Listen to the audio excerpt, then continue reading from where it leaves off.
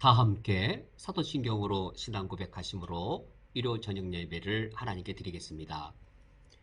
전능하사 천지를 만드신 하나님 아버지를 내가 믿사오며 그 외아들 우리 주 예수 그리스도를 믿사오니 이는 성령으로 잉태하사 동정녀 마리아에게 나시고 본디오 빌라도에게 고난을 받으사 십자가에 못 박혀 죽으시고 장사한 지 사흘 만에 죽은 자 가운데에서 다시 살아나시며 하늘에 오르사 전능하신 하나님 우편에 앉아 계시다가 저리로서 산자와 죽은 자를 심판하러 오시리라. 성령을 믿사오며 거룩한 공회와 성도가 서로 교통하는 것과 죄를 사하여 주시는 것과 몸이 다시 사는 것과 영원히 사는 것을 믿사옵나이다. 아멘. 우리를 예수 그리스도의 십자가의 은총으로 구원하여 주신 나의 주 나의 하나님, 오늘 주님을 예배하기 위하여 함께 저희들이 모여 있습니다. 주님을 예배하며 주의 은총을 노래할 때에 우리 중에 임하여 주시어 주님을 향한 우리의 경배를 받아 주시옵소서. 예수 그리스도의 이름으로 기도합니다. 아멘. 다 함께 찬송가 384장 나의 갈 길 다가도록 함께 찬양하겠습니다.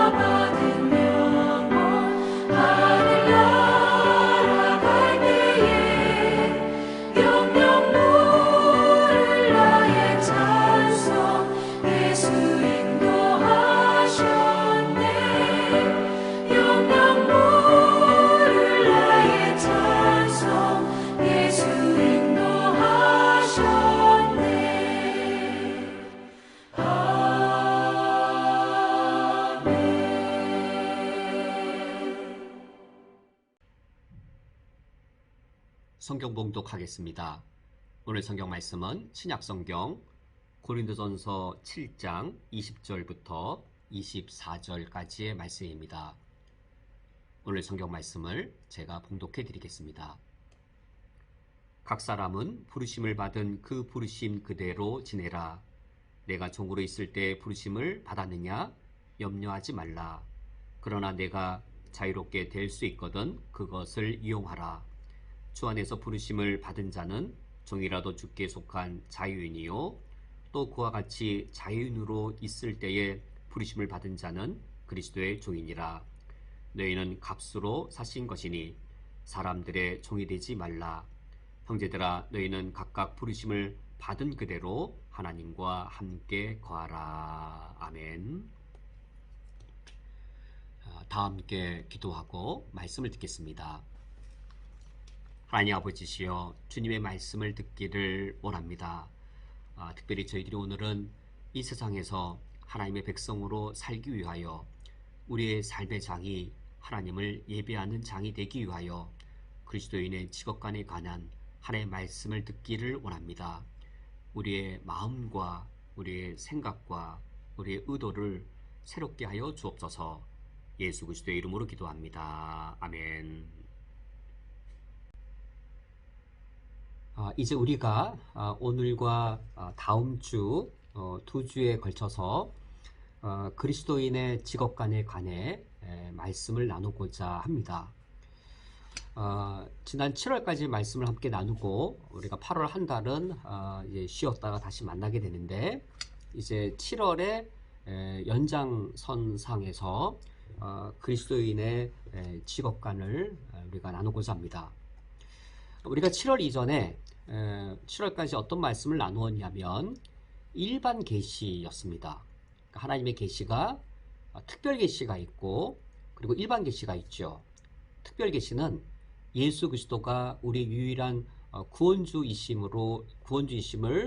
드러내므로 우리가 참 구원에 이를 수 있는 그런 유일한 하나님의 구원의 진리를 드러내시는 그 계시가 바로 특별 계시입니다. 이 특별 계시 외에는 우리가 구원받을 길이 전혀 없고, 그 특별 계시의 중요성은 아주 절대적인 것이지요. 그러므로 예수 그리스도의 이 특별 계시를 아무리 강조해도 지나침이 없겠지만 오류는 이겁니다. 특별 계시의 중대함을 우리가 너무 강조하다가 일반 계시의 중요함을 잃어버리는 것이죠. 예수 그리스도의 그 구원의 진리의 그 가치를 아주 강조하다 보면 예수 그리스도의 복음, 그 복음을 알고 듣고 가르치는 것, 복음을 듣고 안 사람들이 모여서 예배드리고 예배드릴 뿐만 아니라 흩어져서는 이 복음을 전하는 것, 이것이 신앙생활의 전부라고 여긴다면 우리는 우리 신앙생활을 기독교의 어떤 종교적인 것, 그것으로 가두어둘 그런 오류를 범할 가능성이 있는 것이지요. 바로 이런 한계, 오류, 그릇됨을 지적하면서 우리 신앙생활의 영역이 하나님의 창조 영역 전체다. 우리가 하나님을 섬겨야 할 영역이 기독교라는 종교 안에 갇히는 것이 아니라 하나님께서는 불신자도 창조하셨고 하나님께서는 하늘과 땅 모든 것을 다 창조하셨다. 한국 사회가 기독교라고 하는 종교만 있는 것이 아니라 기독교란 종교랑 무관한 한국의 정치, 경제, 사회, 문화 모든 영역이 있는데, 이러한 모든 영역 하나님의 창조 아래에 있다. 하나님의 창조 영역 속에 인간들이 정치와 경제, 사회 문화를 건설한 것이죠. 그러므로 우리 그리스도인들의 신앙의 장은, 신앙의 무대는 교회나 기독교라는 어떤 종교 영역만으로 축소되는 것이 아니라 이걸 넘어서서 하나님의 모든 창조 영역, 이 모든 창조 영역에는 예수 믿지 않는 사람들과 우리 그리스도인들이 더불어 살아가는 일상의 삶의 무대가 포함되는 것이죠. 우리 그리스도인들이 기독교인만 만나는 것, 이건 특수하고 제한될 겁니다. 저만 하더라도 이제 주일에 교회 갔을 때 우리 성도님들만 만나게 되고, 제가 술탄에 가거나 또 컵에 가거나 물건 살 때 대부분 예수 믿지 않는 분들을 만나게 되는 것이죠. 우리 성도님들은 저보다 더 클 거라 생각됩니다. 직장에 갔을 때 기독교인과만 만나는 것이 아니라 예수 믿지 않는 분들과 만나는 것이 더 일상적이고 훨씬 더 많은 삶의 영역을 차지합니다. 이러한 우리의 일상적이고 우리의 삶의 가장 많은 부분을 차지하는 우리 삶의 무대들, 여기가 바로 우리의 신앙의 장이 되는 것이죠. 우리가 하나님을 예배해야 될 장, 우리가 어디서 하나님을 예배해야 되는가? 예수님을 그리스도로 믿는 기독교인들이 모였을 때만 하나님을 예배하는 것이 아니라 우리 그리스도인들이 하나님을 믿지 않는 사람들과 더불어 살아가는 그 장, 바로 거기가 하나님을 예배하는 장이 되어야 하는 것이죠. 이러한 어떤 한계, 이러한 문제점, 이걸 넘어서기 위해서 우리가 일반 계시를 살펴보았습니다. 일반 계시와 아주 밀접한 것이 일반 은총이라는 개념인데, 일반 계시와 일반 은총을 살펴보므로 우리는 이미 우리 7월 달 말씀까지 살펴보면서 우리 신앙생활의 영역은 우리 모든 삶의 영역이다라는 그 결론에 도달했습니다. 그렇다면 그것을 구체적으로 말할 때 가장 중요한 부분은 무엇일까? 우리 신앙생활의 실제적인 장이 교회를 넘어선, 종교를 넘어선 부분이라 할 때 가장 많이 차지한 부분이 무엇일까? 바로 우리 직업이겠지요. 우리가 8월 한 달 중간에 쉰 기간이 있지만 이렇게 이어서 우리가 지금 9월 두 주간에 걸쳐 살펴보고자 하는 것은 그리스도인의 직업관입니다. 바로 이런 관점입니다. 나의 노동, 나의 일, 내가 예수 믿지 않는 분들과 더불어 살아가는 나의 직장. 그러면 나는 나의 직업에 대해 어떤 관점을 갖고 있어야 되는가? 어떤 가치관으로 직업을 이해해야 되는가? 우리가 이에 대해 두 주에 걸쳐서 살펴보도록 하겠습니다. 그러면 첫 번째로 우리 사회에서 사람들은 직업을 어떻게 여기고 있는가? 예수 믿지 않는 분들에게 가서 당신은 직업을 어떻게 여깁니까? 당신은 왜 일을 하고 직업을 갖습니까? 라고 묻는다면 우리 사회에서의 일반적인 직업관은 과연 어떠한 것일까요? 우리가 이에 대해 첫 번째로 먼저 정리하고 시작하겠습니다. 예수 믿지 않는 분들을 포함해서 일반적으로 직업에 대한 견해는 세 가지로 정리가 됩니다. 첫 번째가 생업으로서의 직업입니다. 왜 당신은 일을 하고 직업을 갖습니까? 라고 물을 때에 상당히 많은 수의 분들이 먹고 살기 위해 일을 해야 한다. 생계를 위해 또 생업을 위해 내가 일을 해야 한다라고 답변할 겁니다. 제가 어릴 적에 줄곧 보아왔던 우리 아버지의 모습 그리고 어머니의 모습입니다. 저희 아버님은 이제 직업군인이셨는데 직업군인의 월급으로 생활이 넉넉하지 않기 때문에 어머니께서 이제 부업을 항상 여러 가지를 하셨는데 네 자녀를 기르기 위해서 아버지, 어머니 이 두 분이 생계를 위해 대단히 수고하시고 수고 이상의 고생을 겪어내시는 것을 보았습니다. 바로 생계를 위한 생업으로서의 직업인 것이죠. 생계를 위한 생업이라는 이 직업, 우리 부모님 세대뿐만 아니라 오늘날 젊은 세대 청년들을 포함해서 여전히 우리 직업에는 이런 생업의 측면이 있습니다. 그런데 직업을 우리가 말할 때 내가 왜 일을 하고 또 직업을 갖느냐라고 말할 때 분명히 생업의 측면이 있기는 있지만 이것이 전부는 아닌 것이지요. 그래서 당신은 왜 일을 합니까? 라고 말할 때 이제 또 다른 답변이 이제 가능합니다. 물론 내가 먹고 살기 위해 일을 해야 하지만 그것이 나에게는 일하는 동기나 목적이 전부가 아닙니다. 내가 일을 하는 일을 하고자 하는 것은 나의 자아를 실현하기 위해서 내 내면에 있는 나의 재능이나 나의 어떤 잠재력 그걸 드러내고 내가 정말로 원하고 바라는 나의 개인적인 그 능력과 욕구를 표출하고 실현하기 위해 나는 일을 합니다. 그런 직업을 선택하고자 합니다. 비록 월급이 조금 적을지라도 또 수입이 낮은 그런 직업일지라도 나는 나의 개인적인 그런 욕망과 그 능력을 드러내서 자아를 실현하는 그 일을 위해 나는 직업을 갖습니다. 라고 답변하는 분들의 숫자도 결코 적지 않을 겁니다. 이 경우는 직업을 뭐 생업으로 보는 걸 무시하는 것은 아닐지라도 자아 실현의 방편으로서의 직업, 이 측면을 더 중요하게 여기는 것이죠. 경영학을 공부할 때 경영학의 관리 이론이 경영학이 아주 중요한 부분인데 경영학 이론의 기초가 사회심리학입니다.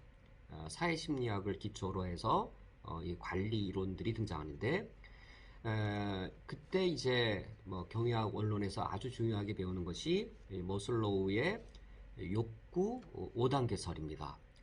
사람들의 그 욕구와 욕망, 사람들을 관리하고자 하면 또 단순히 효율이 아니라 기업에 와서 일하시는 분들이 행복감을 느끼며 일을 하도록 하려면 사람의 그 내면의 구조, 욕구로 드러나는 사람의 내면의 구조를 잘 맞추어서 관리를 해야 될 터인데 과연 사람의 내면의 욕구는 어떤 구조일까?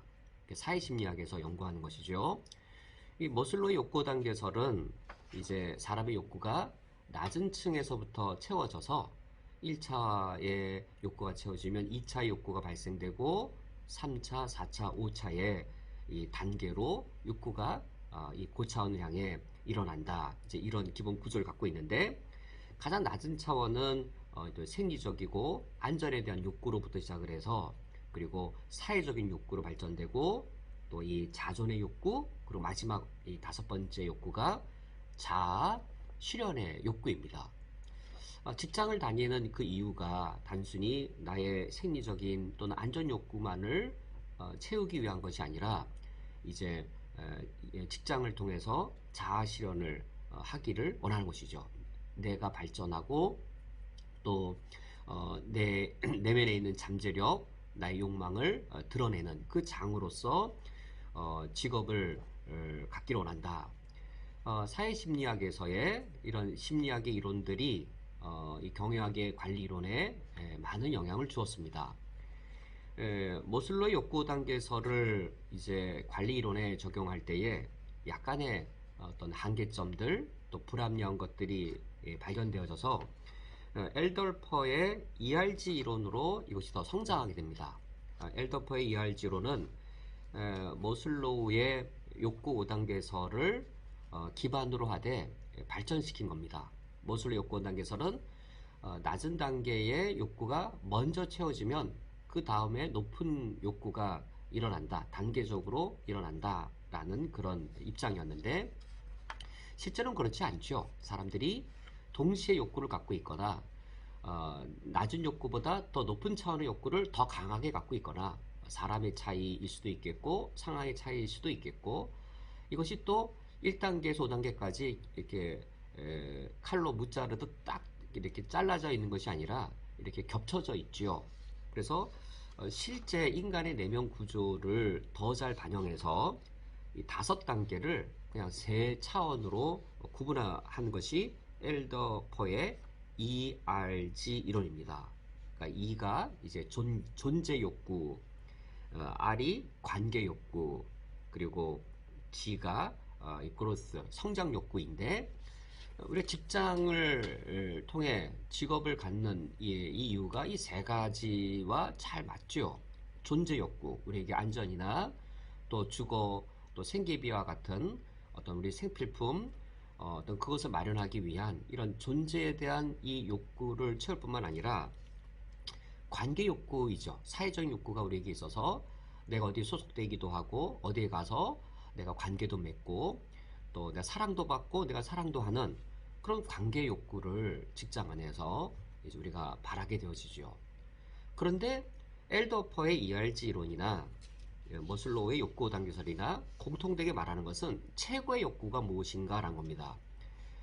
사람이 직장의 일을 최고로 할 때에 기쁨으로 하고 직장 일을 하면서 행복을 맛볼 때 어떨 때 그 일에서 행복감을 만족할 수 있는가?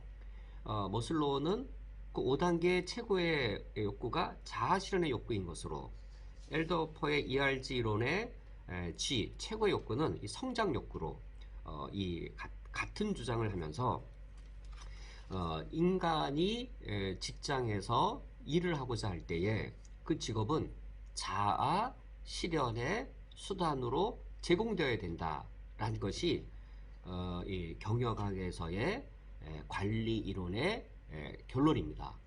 누가 좋은 관리자이냐? 단순히 이윤극대화를 위해서 이 직원들을 막 혹사하고 부려먹는 그런 이 매니저가 돼서는 안 되겠고, 이 매니저 역할이 무엇이냐면 그 일을 통하여서 자아실현, 내면의 능력을 끌어내고 그의 가장 하고 싶어하는 그 일들을 실현시켜서 그 일이 자신의 자아실현의 장이 되어질 수 있도록 그거를 잘 조절해주고 조율해주는 그런 매니지를 해야 한다. 직업이 자아실현의 장이 되어야 된다라는 것이 이제 경영학의 관리 이론의 결론이 되는 것이죠. 뭐 이 하나의 단순한 결론으로 끝나는 것은 아니지만 이처럼 자아실현의 이 장으로서의 직업이라는 이 개념은 이제 경영학이 발전하면서 그것이 우리 직업의 아주 중요한 측면을 갖고 있다는 사실이 더욱더 입증이 되어집니다. 과연 그러면 이 두 가지만으로 가능할까?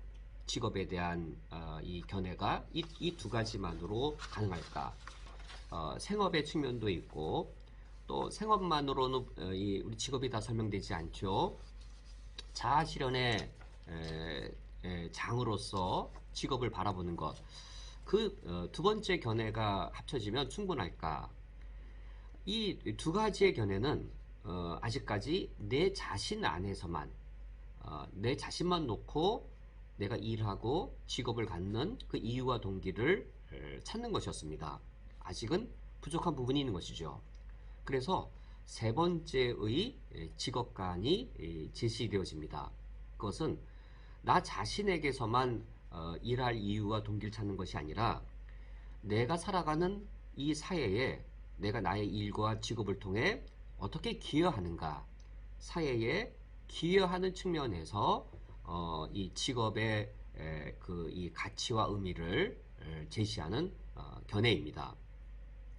아까 직업을 사회 전체를 유지하는 역할 분담이라는 관점에서 직업을 바라보고 있고 상당히 직업을 매우 긍정적으로 보는 것이죠. 농촌 사회 일대에는 직업이 그다지 많지 않습니다. 농촌 사회 일대는 뭐 농업을 하시는 분들을 위주로 해서 다양한 직업이 있겠죠.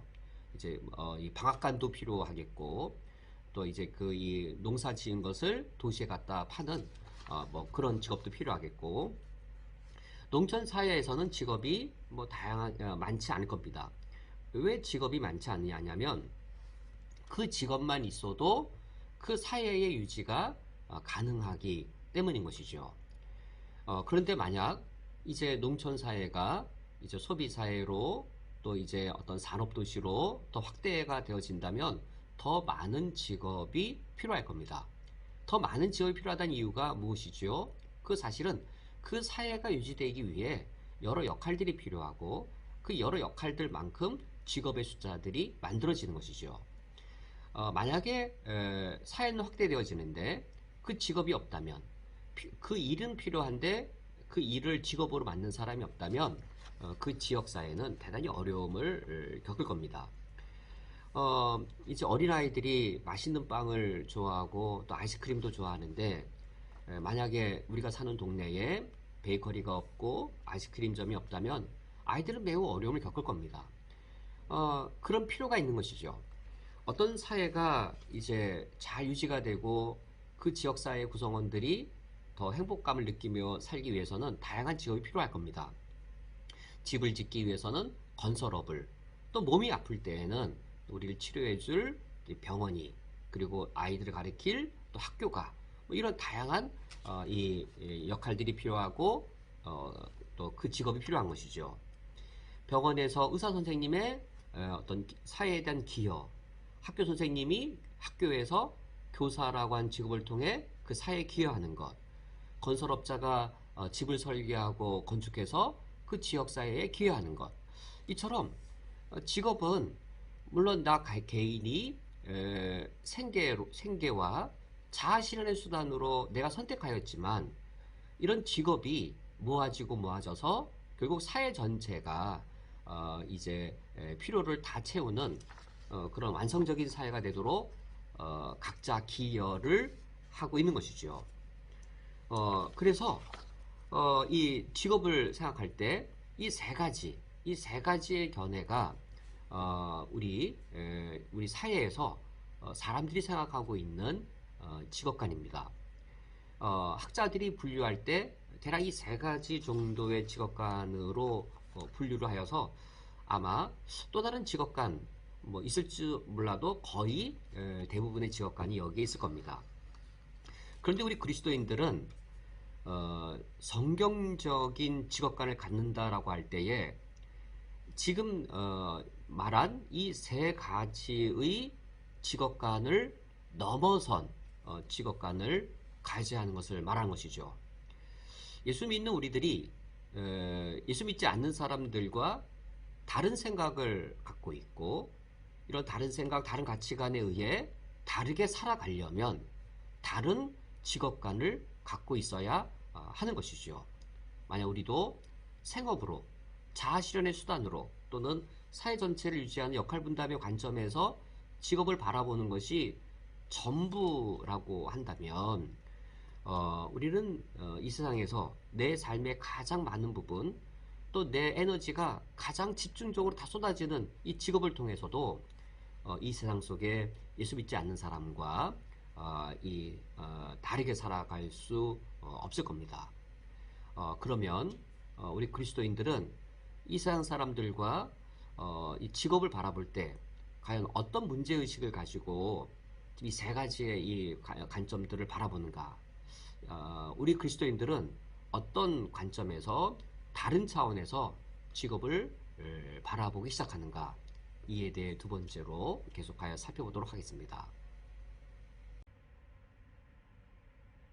이제 두 번째로 우리 사회가 직업에 대하여 갖고 있는 이런 세 가지의 입장만으로 충분한가 이에 대해 살펴보도록 하겠습니다.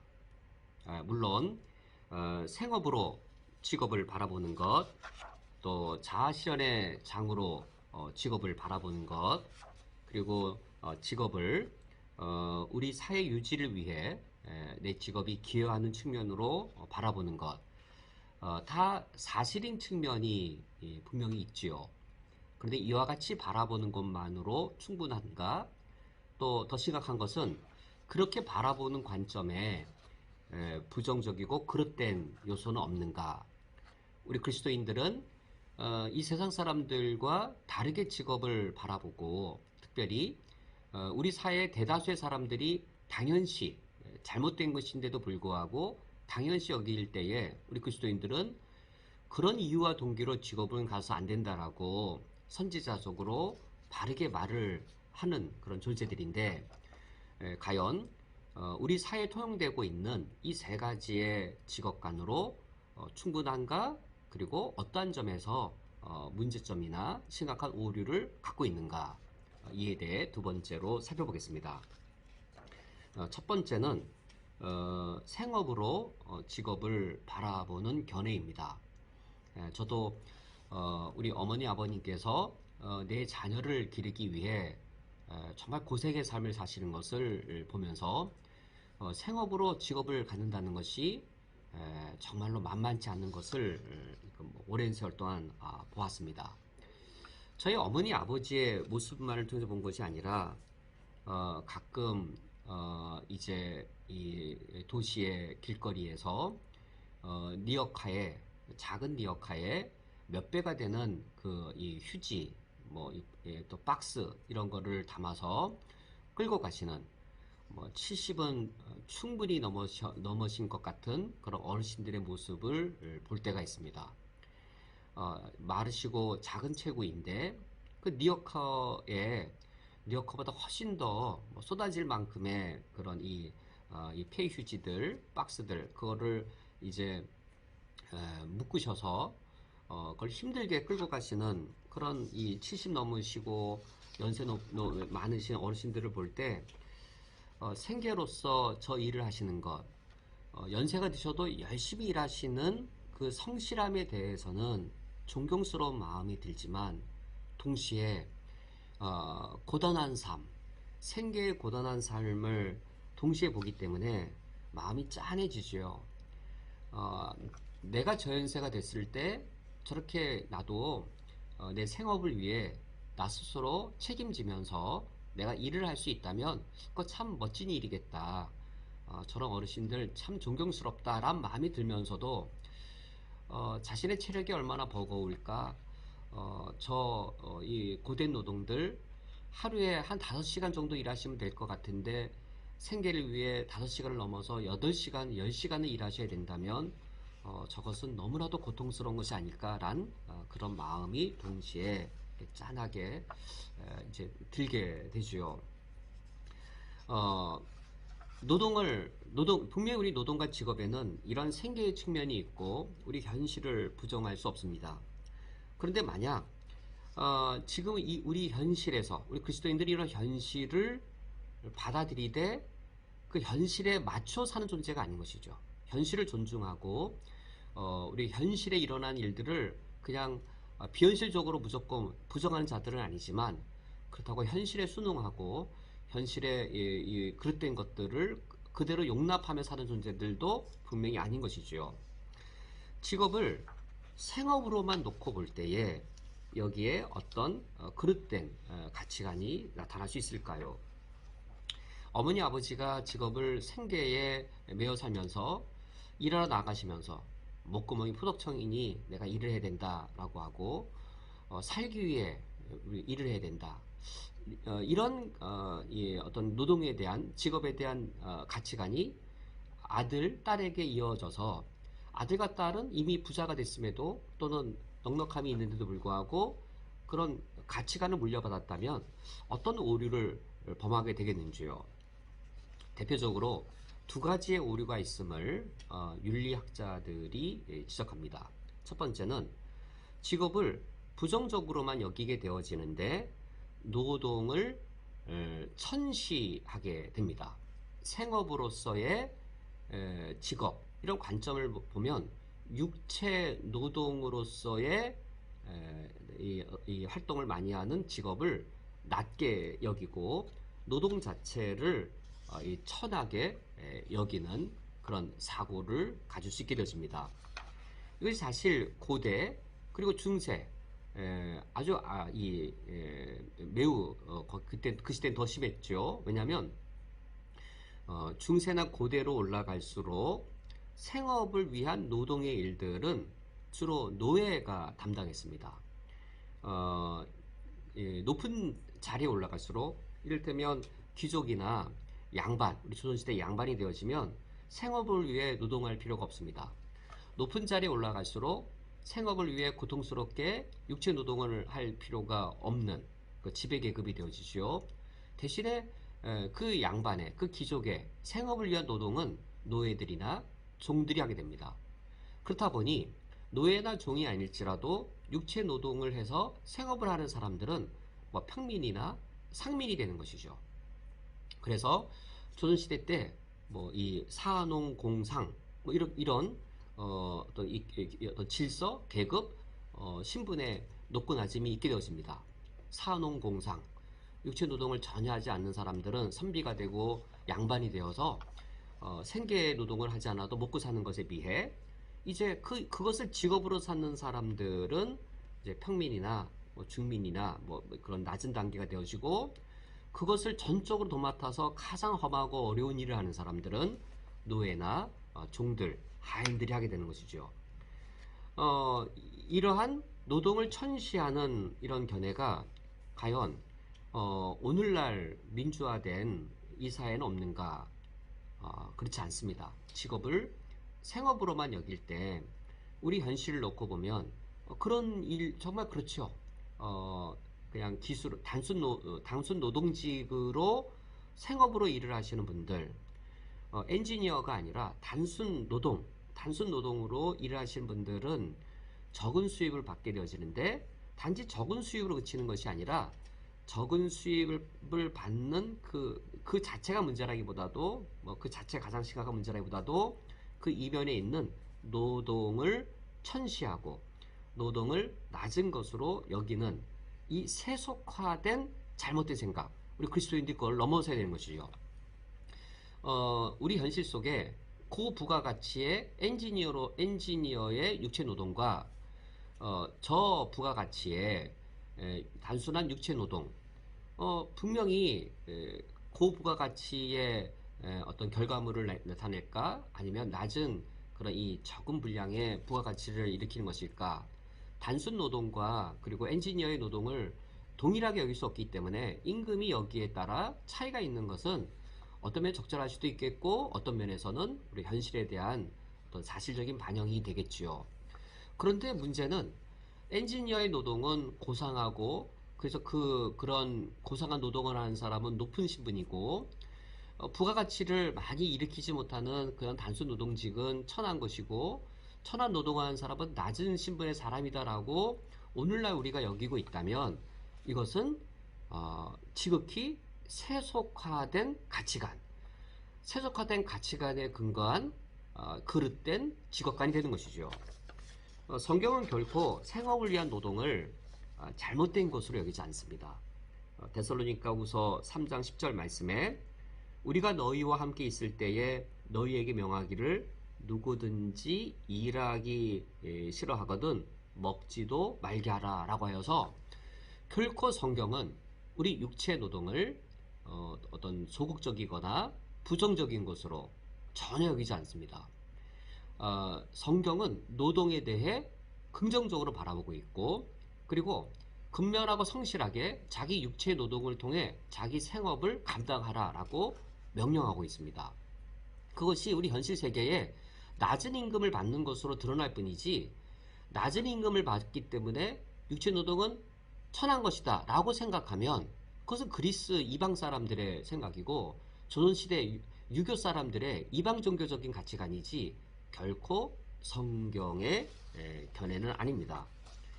이처럼 직업을 생업으로 여길 때에 윤리학자들은 육체 노동을 천시 여기는 그런 과거의 우리 인류의 오류를 오늘날도 범하는 것이다 라고 지적하고 있고, 또 한 가지의 오류는 이겁니다. 직업을 생업으로만 여기면 돈을 지극히 큰 요인, 직업을 선택할 때의 아주 매우 중대한 요인으로 여기게 되는 것이죠. 왜 그 일을 합니까? 라고 말할 때, 생업으로 할 때는 돈 때문에 하기 때문에 생업을 넘어서라도 직업을 갖는 그 이유가, 최대 이유가 돈 때문에 그 직업을 갖는 것이 된 것이죠. 사실 우리가 직업을 가질 때 돈과 그리고 생계의 물질의 측면을 무시할 수 없습니다. 그것은 우리가 직업을 선택하는 순서상 첫 번째가 될 수 있습니다. 순서상 첫 번째가 될 수 있겠고, 또 내가 직업을 선택하는 10가지가 있다면 10가지 중에 한 가지가 될 수는 있겠습니다. 순서상 첫 번째, 그리고 여러 가지 중에 한 가지 요인으로 우리가 생계를 위해 또 돈에 대한 요인에 의해 직업을 선택할 수 있겠지만, 그것이 10가지 이후에 전부가 될 수는 없는 것이죠. 생계나 돈이라고 하는 것이 직업에 대한 긍정적인 그런 가치들을 다 대체시켜서 먹고 살기 위해 어쩔 수 없이 직업을 갖는다든지, 그렇다면 난 돈만 더 많이 벌 수 있으면 돼 라고 이 금전적인 것이 중심이 되어 직업의 긍정적이고 바른 역할들을 다 감추어 버릴 수 있습니다. 그러면 우리 그리스도인들은 이것을 넘어서야 되겠습니다. 그렇다면 두 번째, 자아 실현을 위해서 직업을 갖는 것은 어떠한가? 물론 여기에 정말로 중요한 이 하나님이 원하시는 차원이 있습니다. 저도 담임 목사로서 이 부교육자분들과 함께 사역을 할 때에 목회자에게는 이 목회가 직업인 것이죠. 목회자에게 자아 실현의 욕구가 분명히 있고, 담임 목사는 함께 동역하는 부교육자분들께서 그 자신의 맡은 일을 통해 자아실현의 장이 될 수 있도록 이 관리자로서의 그 역할을 해야 되는 것이죠. 그럴 때 부목사님이나 전사님께서 더 의욕을 가지시고 자신의 일들을 사명으로만 감당하는 것이 아니라 기쁨의 사명으로 자신이 목회자로서 내가 성장해 가고 있다. 내가 이 일을 함으로 내가 목사로서 목회자로서 부족한 부분들이 채워져 가고 있고 또 내가 목사로서의 이제 어떤 잠재력들이 또 구현되고 있다. 그런 행복감, 그런 만족감 가운데 사명을 더불어 감당할 수 있게 되는 것이죠. 이것이 담임 목사의 관리자로서의 저는 마땅한 본분이라고 생각합니다. 그러므로 분명히 우리 직업에 있어서 자아실현의 장이 되는 건 맞습니다. 그런데 이것이 중심이 되고 전부가 되어진다면 우리는 직장, 직업이 이기적이고 자기중심적이고 날 위해 일을 하고 기업이 나를 위해 존재하고 직장이 날 위해 존재하는 것으로 뒤바뀌어져 버리게 되는 것이죠. 왜 직장을 다니는가? 날 위해 다니는 겁니다.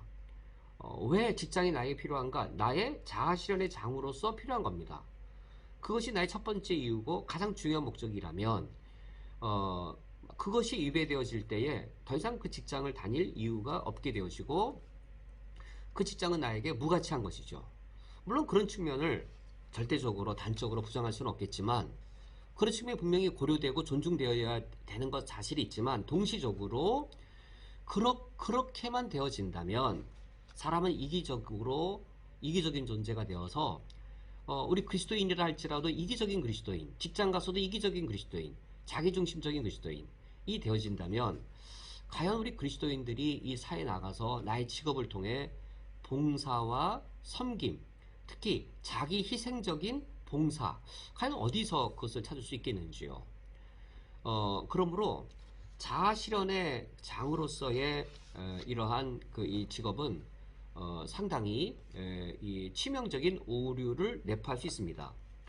이러한 자아실현으로서의 이런 이 장은 윤리학자들이 또한 이렇게 지적을 합니다.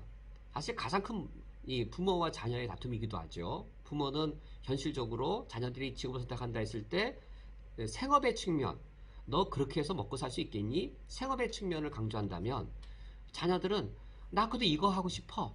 나 이게 내 꿈이야 라고 말하면서 어떤 이 자아실현 쪽의 직업을 말하겠죠. 그래서 또 이 본인도 야, 난 이걸 하고 싶은데 내가 이걸 해서 먹고 살 수 있나? 뭐 본인 스스로도 이 생업으로서의 직업, 자아실현 욕구로서의 이 차원에서 갈등을 할 겁니다. 윤리학자들이 이에 대해 이렇게 말합니다. 직업을 자아실현의 방편으로 과연 본다면 과연 이런 관점은 현실적으로 쉽게 도달할 수 없다라는 문제를 갖고 있다. 과연 자신의 직업에 만족을 느끼며 사는 사람이 얼마나 되겠는가? 내가 만족할 만한 직종을 갖는 데다가 만족할 만한 보수까지 얻을 수 있는 그런 직업은 그리 보편적이지 않다. 사실 그렇죠. 정말 그런 사람이 덜어 있을 수는 있겠지만 몇 명이나 되겠으며 그런 직업을 갖는 사람도 그 직업을 갖고 있는 동안 이걸 누리는 기간은 얼마나 되겠는지요.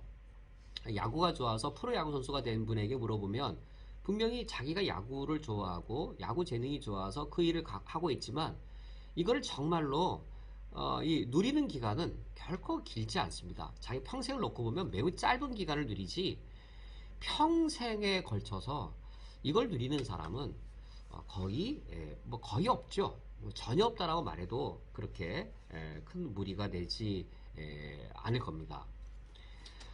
세 번째의 이 직업관, 이 우리 사회를 위해 내가 기여하고 봉사한다라고 하는 이런 입장을 놓고 볼 때에 이 세 번째 견해, 물론 가장 아름답고 가장 이상적이지만 과연 이런 내 직업을 통해서 우리 사회를 내가 기여하겠다라고 하는 이런 선한 윤리적 동기, 과연 이것이 정말로 내가 그걸 직업으로 갖도록까지 이끌고 가는 것, 얼마나 보편적일 수 있을까요?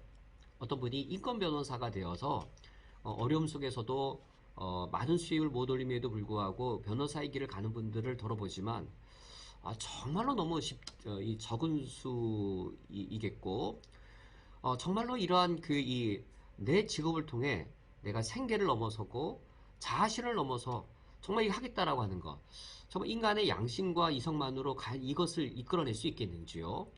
바람직한 것이지만 정말로 이것을 우리가 윤리교육을 열심히 한다고 해서 정말로 우리 사회가 이런 직업관을 갖도록 만들어낼 수 있겠는지요?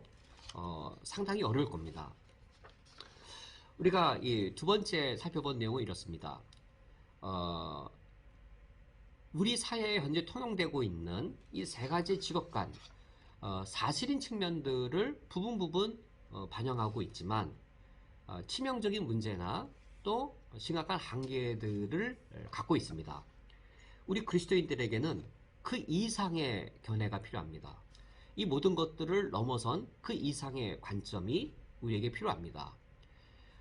이 세 가지를 다 통합하면서 이 세 가지, 생업, 자아실현의 욕구, 사회에 대해서 사회 구성으로서 내가 기여하는 것, 이 세 가지를 다 통합하면서도 이런 직업을 갖고자 했던 그런 이 근본의 이 전제, 이거를 넘어선 이 직업을 바라보는 관점이 필요합니다. 바로 그것을 루터가 그리고 켈빈이 우리에게 제시해준 직업 소명설입니다. 바로 소명의 관점에서 바라보는 겁니다. 바로 우리 그리스도인들인 것이죠. 우리 그리스도인들은 이 세상 사람들과 다른 관점에서 직업을 바라보되 하나님이 어떤 분이신지, 하나님이 내게 무엇을 요구하시는지 그 하나님의 관점에서 바라보는 자들인 것이죠. 이어서 마지막으로 우리 종교개혁자들이 우리에게 제시해준 소명의 관점에서 직업을 바라본다는 것은 무엇인지 마지막으로 살펴보도록 하겠습니다. 이제 마지막 세 번째로 우리 그리스도인들은 직업을 어떤 관점에서 살펴보아야 하는가, 소명의 관점에서 바라보아야 하는데 과연 그것은 무엇을 가리키는 것인가, 우리가 마지막으로 살펴보도록 하겠습니다. 먼저 우리 그리스도인들이 하나님의 소명의 관점에서 직업을 바라본다라고 했을 때 우리 사회에서 통용되어지는 어떤 세 가지의 직업의 관점을 다 무시한다라는 것일까요? 아니면 세 가지의 직업의 관점을 수용하고 존중한다라는 것일까요? 전자가 아니라 후자입니다. 전자인 경우 상당히 문제가 됩니다. 우리 그리스도인들은 나의 직업을 생업으로 아주 소중히 여기고 생업의 노동을 아주 성실히 감당해야 되지, 믿음으로 내가 살면 하나님이 먹을 거 입을 거 주신다라고 생업으로서의 그 노동을 무시하는 것은 대단히 오류, 그릇된 일을 범하는 겁니다.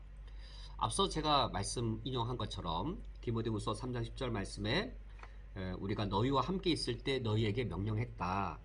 누구든지 일하기 싫어하거든 먹지도 말게 하라 라고 하여서 그리스도인이 성경의 관점을 갖는다는 것이 우리 사회에 통용되는 관점을 무시해버려라 라는 것이 아닙니다. 이건 믿음에 대한 대단한 오해입니다. 생업에 매이는 것에 대해 성경이 경고하는 것이지 생업으로서의 직업을 무시하지 않습니다. 생업에 매인다 했을 때 왜 생업에 매일까요? 하나님 우리 그리스도인들 모든 사람을 노동하는 존재로 만드시고 노동을 통해 직업을 갖게 하셨는데, 이제 우리가 다음 주에 더 살펴보겠지만 창세기 3장에 의하면 인간의 범죄로 하나님 인간에게 저주를 하시게 되는데, 그 타락의 결과가 바로 노동을 해야만, 이마에 땀이 흐르도록 노동해야만 먹고 살 수 있는 생계로 전락하게 됩니다. 노동과 직업이 생계로 전락하게 된 것이죠. 그러나 노동과 직업이 생계로 전락하기 이전에도 하나님이 인간에게 노동과 직업에 부여하신 긍정적인 가치는 오늘날도 남아있는 겁니다. 무효화된 게 아닌 겁니다. 우리 그리스도인들이 인간의 범죄 이후에 노동과 직업이 생계로 전락한 것에 매이지 않아야 되는 것이지, 인간 범죄 이전에 하나님이 이미 명령하신 노동과 직업에 담겨있는 생업이라고 하는 것에 긍정적인 것조차 무시해버려야 된다라는 게 아닌 것이죠. 그러면 우리 그리스도인들은 이 노동과 직업에 담겨있는 본래 하나님 명령하신 그 긍정적인 측면이 있기 때문에 우리 그리스도인들은 생업을 소중히 여기고 또 우리가 그걸 존중히 여겨서 성실하게 일해야 됩니다. 어떤 아버지 어머니께서 뭐 특히 저희 아버님 어머님 같은 경우이시죠. 또 우리 부모님 세대 보면 정말로 자신의 몸이 노년이 됐을 때 몸이 큰 병이 걸리실 정도로 정말 생계를 위해 고생하셨습니다. 저는 믿습니다. 우리 어머니 아버지 우리 부모님 세대들 천국 가시면 하나님께 큰 상 받을 겁니다. 아들을 또 딸을 기르기 위해 또 대학교를 보내기 위해 허리가 휘도록 농촌에서 일하시고 또 도시에서 근로하시면서 몸의 고통을 참아가며 일하셨던 어머니 역할을 또 아버지 역할을 감당하기 위해 중노동하셨던 우리 부모님 세대들 하나님께서 축복하시고 하늘의 상급으로 전 보상하시는 그런 하나님이라고 전 믿습니다. 전 그럴 것으로 믿고 확신하고 기대합니다. 그러므로 우리 그리스도인들은 생업과 생계로서의 노동에 대해 그것이 임금이 적은 저부가가치의 노동이라 할지라도 내 생업에 대해 성실하고 근면하게 일해야 될 것이고, 이러한 측면의 이 노동은 직업은 그리스도인이 수용하고 받아들이는 겁니다. 자아 실현에 있어서도 매우 긍정적인 측면들이 많이 놓여져 있는 것이죠. 우리가 그것을 부정하면서 직장에서의 자기 희생, 무조건 자기 것을 양보하고 그 측면만을 강조해서는 안 되는 것이죠. 동시에 균형을 이루어서 이 나의 직업이 우리 사회 전체에 어떤 기능과 역할을 하는 것인가, 나의 직업이 나 홀로 살아가는 것이 아니라 이웃과 더불어 살아가는 것이다. 나의 자아 실현이 공동체에 해가 되는 것보다 우선시 될 수 없겠고, 공동체가 건강하게 유지되는 것에 내가 작은 하나의 나사못으로서 그 기능을 해야 된다라고 하는 그 균형감 있는 그런 관점을 가지고 우리 그리스도인들이 직업에 대해 자아 실현의 장으로서 여기는 것과, 그리고 우리 각자의 직업이 사회 전체에 기여하는 측면이 동시에 있음을 우리가 균형 있게 함께 바라봐야 하는 것이겠지요. 그러면 우리 그리스도인들이 우리 사회에 그런 일상적인 이런 직업관, 그것과 다른 성경적 직업관을 갖는다는 것, 그것이 우리 사회의 직업관을 무시하거나 그것을 인정하지 않는다라는 것이 아니라 오히려 그것의 긍정적인 것들은 그대로 수용하고 받아들이면서 그 대신에 이 세 가지를 통합해내는 겁니다. 그리고 그 이상의 견해를 우리가 갖는 겁니다. 그리스도인으로서 그 이상의 견해를 갖는 것을 가리킵니다. 그 이상의 견해가 무엇인가? 우리가 기독교의 신앙의 역사를 돌아보면 그것을 처음으로 운동으로 드러낸 사람, 그러니까 이제 그 전에도 이런 견해를 갖고 있는 어떤 신학자나 그리스도인이 있었겠지요. 근데 그것을 이런 견해를 운동으로 드러낸 최초의 사람이 루터이고, 루터를 이은 켈빈입니다. 종교개혁자들입니다. 종교개혁자들이 이제 만인 제사장의 이 신학과 신앙 사상을 주장하면서 만인 제사장을 주장할 뿐만 아니라 그것을 무브먼트로, 운동으로 일으켰죠. 우리가 다음 주에 두 번째 시간에 살펴볼 터인데, 만인 제사장을 무브먼트로 운동으로 일으키면서 이 만인 제사장과 맞물리는 어떤 하나의 커플, 한 쌍으로서 주장되어진 것이 바로 이 직업 소명설입니다. 직업 소명설은 어떤 단독적인 어떤 견해, 단도적인 어떤 이 아이디어로 등장하는 게 아니고, 이 직업 소명설이란 이 아이디어는, 이 개념은 만인 제사장이라고 하는 더 큰, 더 강력한 종교개혁을 일으키는 이 주장에 함께 부속되어져 있는, 뗄래야 뗄 수 없는 하나의 개념으로 연관된 것으로서 직업소명설이 주장되어지고, 이것이 무브먼트로 이제 일어난 것이죠. 이 소명의 개념이 바로 가장 중점된 이 주장이었습니다.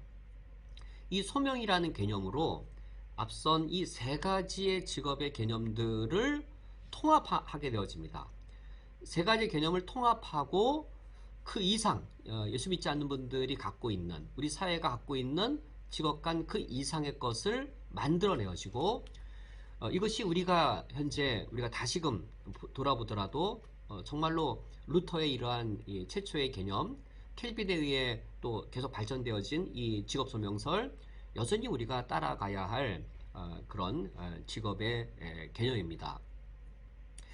과연 우리 그리스도인들이 과연 그걸 어떻게 우리 직업을 바라봐야 되는가?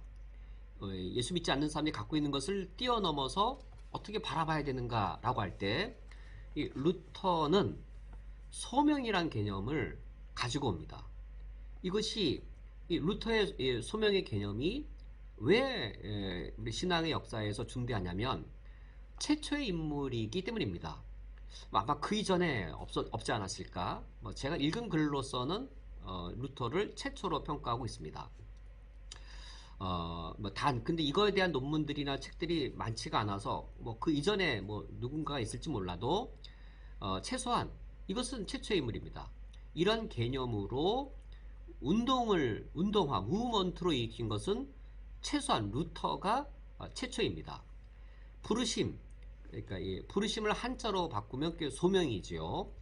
우리가 한글로 성경을 읽으면 부르심이란 단어로 등장하는데, 성경에서 부르심이란 단어가 어떤 의미를 갖고 있는지를 보면 주로 신앙적이고 종교적이고 영적인 차원에서만 이 부르심이란 단어가 쓰입니다.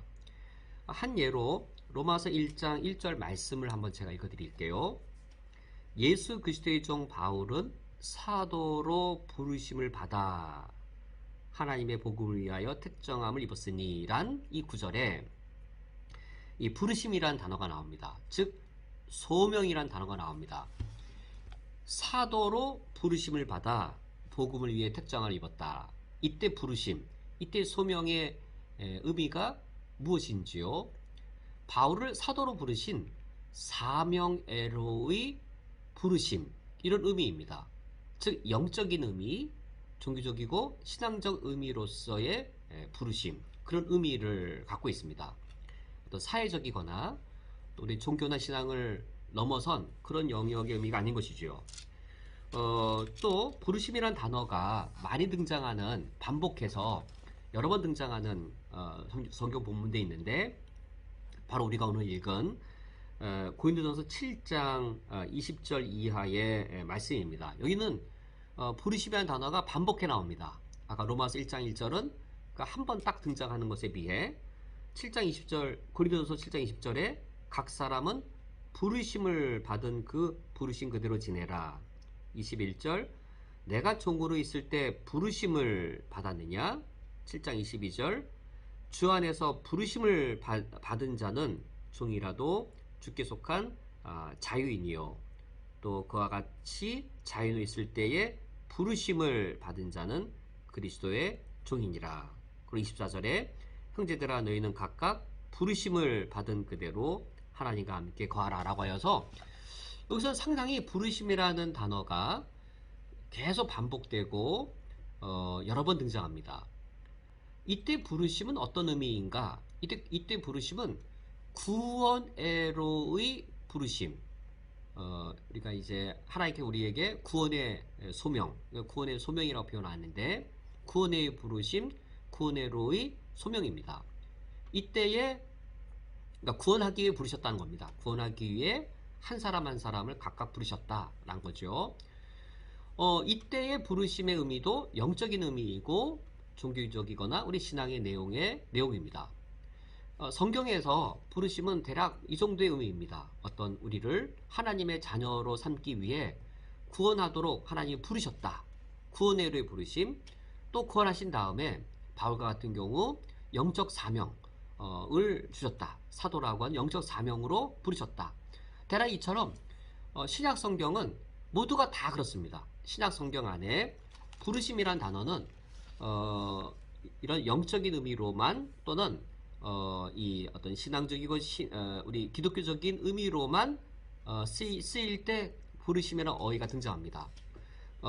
그렇다 보니 중세 때까지 종교개혁자들 이전까지 부르심이라는 어휘는 영적인 의미로만 적용되어졌고, 그리고 종교적이거나 신앙적인 그런 직업을 갖는 것에 대해서만 적용되어졌습니다. 누군가가 캐톨릭의 사제가 된다라고 할 때 여기 이것은 부르심이 있는 직업이어서, 그러므로 신부가 되고 오늘날 개신교의 목사가 되면 부르심이 있는 직업, 소명이 있는 직업이 되는 겁니다. 그건 영적인 직업이 되는 거예요. 그러니까 이 측면은 맞는 거죠. 여기까지는 맞아요. 그러니까 어떤 사제가 되고 목회자가 될 때 하나님의 부르심을 받고 소명을 받아 그 직업을 갖는 건 맞겠죠. 그런데 이것을 어떤 배타적으로 해석을 하면, 그러면 사제가 되거나 목사가 되는 것은 영적인 의미가 있는, 부르심이 있는, 소명이 있는 직업이라면 반대는 뭘까요? 교회에서 종교적인 이런 직업은 다 소명이 있고, 그런데 종교적이지 않은 당시 사제가 아니거나 오늘날 개신교의 목사가 아닌 농부나 또는 기업이나 건설업자나 이런 직업은 소명이 없는 직업이 되어버리는 것이죠. 그래서 소명이 있는 신부는 거룩한 직업이고, 그러므로 영적으로 계급이 높아서 이 신부들, 사제들은 영적 권한을 갖고 있고, 이거에 비해 평신도들, 그들은 영적 소명이 없는 자들이어서 세속의 일을 하고, 그리고 영적인 일을 직업으로 삼지 않는 그런 낮은 차원의 신자가 되어지는 것, 이것이 종교개혁 직전의 중세교회의 상황이었습니다. 이것을 깨트리면서 구원받은 모든 사람, 구원회로 부름받은 사람에게는 구원받은 모든 사람이 갖고 있는 그 직업에도 동시에 그 모든 직업에도 하나님의 거룩한 소명이 있다. 사도 바울이 먼저 구원받기 위해 부르심을 받았고, 그 다음에 사도로 부르심을 받은 거잖아요. 윤상원 목사라는 사람도 구원으로 먼저 소명을 받고 목사로 소명을 받은 것이지요. 그렇다면 목사의 경우, 사제의 경우, 그들에게만 이러한 그들의 어떤 직업으로서의 사제나 목회자의 직업에 거기에만 소명이 있는 것인가? 라고 말할 수 없다. 라고 주장한 것이 루터의 최초의 주장이었습니다. 그러므로 루터의 공헌은 무엇이었냐면, 소명이라는 어휘, 부르심이라는 어휘, 신약 성경에는 물론 이것이 다 어떤 영적인 의미로만 사용되었지만, 그것을 영적이지 않은, 영적이지 않는 약간 주임성 표현인데, 그러니까 우리 모든 일상의 모든 영역으로 이 부르심의 의미를 확대하여 적용하였고, 그것을 무브먼트로까지 갖고 갔다. 이것이 루터의 공헌입니다. 부르심의 의미를 내가 하는 일이 건설업이든, 내가 하는 일이 의사이든, 또는 농부이든, 또는 루터는 이제 한 여인이 집에서 가사일을 하는 것까지 적용하는데, 우리 모든 일상의 영역에까지 이 부르심을 적용한 것, 이것이 바로 루터의 공헌입니다. 오늘 말씀을 여기서 맺도록 하겠습니다. 우리 그리스도인들이 직업을 어떻게 여겨야 되겠는가? 생계의 측면, 자아실현의 측면, 사회에서의 봉사의 기회 측면이 있습니다. 우리에겐 이거를 통합하면서 이것을 능가하는 개념이 필요한데, 바로 루터가 그리고 켈빈이 더불어 공헌했습니다. 직업 소명설입니다. 우리가 이어서 다음 주에 종교개혁자들이 먼저 앞서 우리들을 이끌어간 직업소명설이 구체적으로 무엇이고, 이 직업소명설에 의하면 나는 오늘 지금 이곳에서, 쿠웨이트에서 어떻게 나의 직업을 감당해야 되는지를 살펴보도록 하겠습니다. 함께 기도하고 말씀을 맺고 주기도로 예배를 폐하겠습니다. 하나님 아버지시여, 하나님이 나를 구원회로 부르시고 구원회로 부르신 이후에 이 세상으로 나를 보내셨습니다. 이 세상에서 내가 하나님에게 주신 은사와 재능으로 또 내게 주신 육체의 건강과 힘을 가지고 노동하며 직업을 감당할 때에 여기에도 하나님의 부르신 소명이 있습니다. 우리 일상생활이 하나님을 섬기는 신앙의 장이 될 수 있기 원합니다. 우리가 이미 그와 같이 실천하며 살고 있을지라도 우리의 생각이, 우리 생각하는 바가, 우리의 가치관이, 우리가 바라보는 그 시각이 더 깊어지고 더 견고해져서 이 세상의 흐름을 거슬며 살아갈 수 있을 수 있도록 그리스도인다운 직업관을 가질 수 있도록 인도해 주옵소서. 예수 그리스도의 이름으로 기도합니다. 아멘.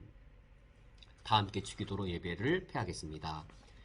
하늘에 계신 우리 아버지여, 이름의 거룩히 여김을 받으시오며 나라가 임하시오며 뜻이 하늘에서 이루어진 것 같이 땅에서도 이루어지이다. 오늘 우리에게 용할 양식을 주시옵고 우리가 우리에게 죄 지은 자를 사하여 준 것 같이 우리 죄를 사하여 주시옵고 우리를 시험에 들게 하지 마시옵고 다만 악에서 구하시옵소서. 나라와 권세와 영광이 아버지께 영원히 있사옵나이다. 아멘.